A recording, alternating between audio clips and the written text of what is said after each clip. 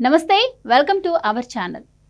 జగన్ పాలనలో ఆయన మెప్పు కోసం స్వలాభం కోసం రాజకాలకు పాల్పడ్డవారు ఇప్పుడు నానాయాతన అనుభవించాల్సి వస్తోంది. అందుకు తాజా ఉదాహరణే నందిగం సురేష్. వైసీపీ హయాంలో మంగళగిరి టీడీపీ ఆఫీస్పై దాడికి పాల్పడిన కేసులో నందిగం సురేష్ను పోలీసులు అరెస్ట్ చేశారు. అరెస్టు సంకేతాలు ఉన్నందున ఆయన పారిపోయే ప్రయత్నం చేసినప్పటికీ పోలీసులు అందుకు అవకాశం ఇవ్వకుండానే సంఖ్యలు వేశారు. అదే కేసులో వైసీపీ ఎమ్మెల్సీ లేళ్ల అప్పిరెడ్డిని కూడా అరెస్ట్ చేసినట్టు తెలిసింది. ఇంకా టీడీపీ ఆఫీస్పై దాడి కేసులో తలసిల రఘురాం, దేవినేని అవినాష్ కోసం వేట కొనసాగుతోంది. ఉండవల్లిలోని చంద్రబాబు ఇంటిపై దాడి కేసులో ఇప్పటికే మాజీ మంత్రి జోగి రమేష్ అజ్ఞాతంలోకి వెళ్లిపోయారు.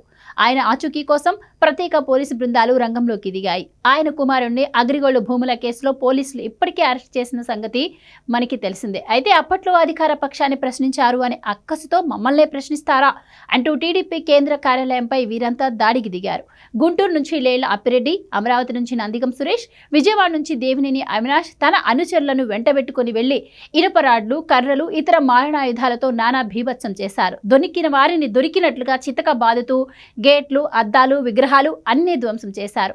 అప్పట్లో తాడేపల్లి పోలీసులు కేసు నమోదు చేయాల్సి ఉండగా అప్పటి డీజీపీ గౌతమ్ సవాంగ్ ప్రజాస్వామ్యంలో నిరసన తెలిపే హక్కు ఎవరికైనా ఉంటుంది అంటూ మాట్లాడారు.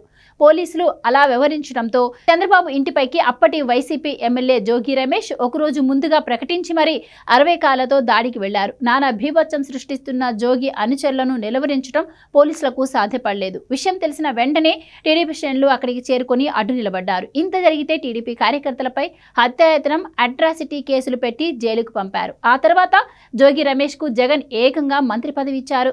జగన్ దగ్గర సకల శాఖ మంత్రిగా పేరు తెచ్చుకుని పార్టీలో నెంబర్ 2గా ఉన్న సజ్జల రామకృష్ణారెడ్డి కూడా ఉచ్చుబిగుస్తున్నట్టుగా తెలుస్తోంది. అయితే టీడీపీ కార్యాలయంపై దాడికి, దళిత ఎంపీ చంద్రబాబు ఇంటిపై దాడికి బీసీ ఎమ్మెల్యేని రెచ్చగొట్టి పంపిన సూత్రధారి ఆయనేనని అంటున్నారు. నందిగం సురేష్ను అదుపులోకి తీసుకున్న పోలీసులు విచారించే క్రమంలో ఎందుకు దాడి చేశావని అడగ్గా తాడేపల్లిలో పెద్ద ఆయన చెబితేనే చేశా, ఆయనే ఉసిగొల్పారు అంటూ చెప్పారు. జగన్ విమర్శిస్తుంటే గమ్మున ఉంటారా అంటూ మాపై సజ్జల చిందులు తొక్కేవారంటూ చెప్పినట్టు సమాచారం. అప్పటికే గుంటూరు, విజయవాడ నుంచి తాము బయలుదేరామని, మీరు రెడీగా ఉన్నారా అని ఊరికే ఫోన్లు వస్తుండేవని అన్నారు. అందరం కలవగానే కుర్రాళ్లు లోపలికి చొరబడ్డారు అంటూ టీడీపీ ఆఫీస్పై వైసీపీ మూకలు చేసిన దాడి గురించి సురేష్ వివరించినట్టు తెలిసింది. చేయించిన అసలు వ్యక్తి హాయిగా ఉండగా ఆనందం పొందిన మా లీడర్ లండన్కు వెళ్లిపోతున్నారు. ఇంకో 5 ఏళ్ల పాటు మేమిక్కడ జైలు, ఇబ్బందులు ఎదుర్కోవాలి, ఏంటో కర్మ అంటూ నందిగం సురేష్ ఆవేదన వ్యక్తం చేసినట్టు తెలిసింది.